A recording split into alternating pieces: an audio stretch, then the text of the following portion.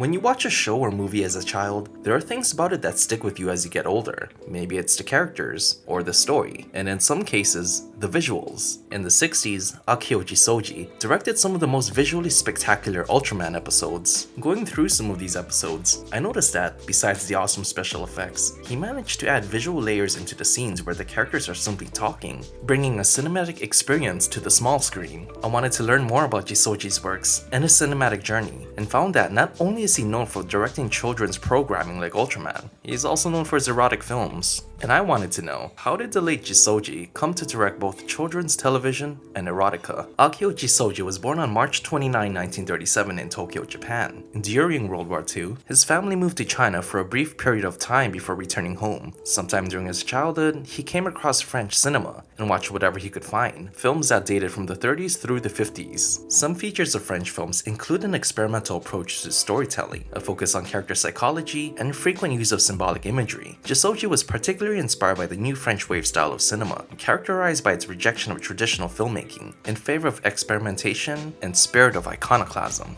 Being so influenced by French cinema, Jissoji majored in French literature at Waseda University, one of Japan's elite universities. There, Jissoji joined a film circle and wrote essays on French cinema. But writing about French cinema wasn't enough for Jissoji. After graduating, he was hired by the predecessor to Tokyo Broadcasting System, or TBS. He wanted to bring the visuals he grew up with into the Japanese television. And how did people react? Well, they reacted. They didn't get what he was going for. Or rather, they didn't know that there was something to go for. And I kinda get why they reacted the way they did. He was trying to introduce to people the new French wave on shows that featured live entertainment. You see, Jissoji initially directed shows like live musical performances and on-the-street interviews. In one of the live musical performances, he showed the star Hibari Misora in a bizarre manner, such as relentlessly aiming a close-up of her throat and zooming out to show her as small as a pea, which drew a flood of protesters from the station and her fans. In the last scene of a television drama, he made the creative decision to make it dark and snowy, even though the scene didn't take place in the winter or at night.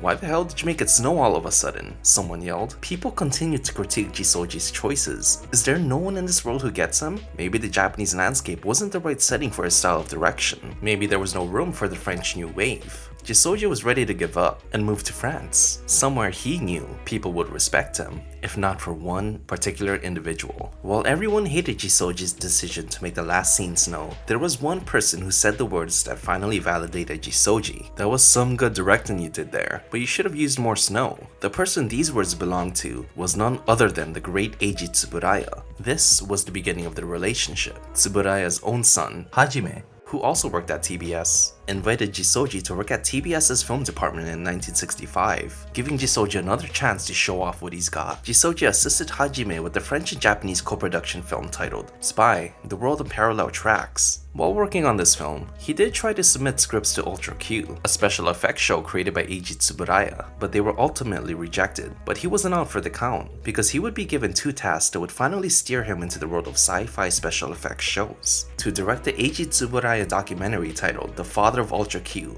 as well as the premiere presentation broadcast of the upcoming Ultraman series titled The Birth of Ultraman. Both were so well received that Jissoji was transferred to TBS's Tokusatsu production, where he would finally get to go full French New Wave with Ultraman and Ultra 7. And I gotta say, Jissoji and Ultraman are like the best match. I won't be getting too into detail with all the episodes of Ultraman, but Jissoji had his way of making everything in a scene very important. He'd place props in the foreground, while the actors did their scenes in the background and off-centered. According to EvanGodzilla, this encouraged the audience to engage more with every scene that's framed this way. Fun fact, Jissoji didn't like Ultraman using his Ultra Beams to defeat his enemies. The visuals he delivered were often so suited with the sci-fi show that his style of direction was later called Jissoji Magic. After working at TBS, he became a freelance director and began making films that would push the envelope in filmmaking. He released his first feature-length film called This Transient Life in 1970, a movie that was about a Buddhist statue sculptor who falls in love with his sister and gets her pregnant. Needless to say, this was a very controversial film, but it was a box office hit, bringing Akio Jissoji's name into the mainstream audience. And as a freelance director, he had more creative control and freedom to make any film he wanted. He delved into the world of erotic fiction and sort of became infamous for his productions. Just to give you a glimpse of what he was like as a director in this world, I'm going to read this quote. "I want a woman who looks like she's done it 20,000 times and is tired of doing it." Many actors and actresses didn't want to work with him because they felt like he only saw them as props. There were, however, people who enjoyed working with him because of his personality, and he was an interesting fellow. According to the people who have worked with him, they found him shy and not honest with his own feelings. He had his own view about the world, and he would sometimes up and leave whenever he encountered someone who opposed his views. He has, however, changed his opinion on things, but only if he liked the person enough. People say that the only reason why he got by at TBS and got away with who he was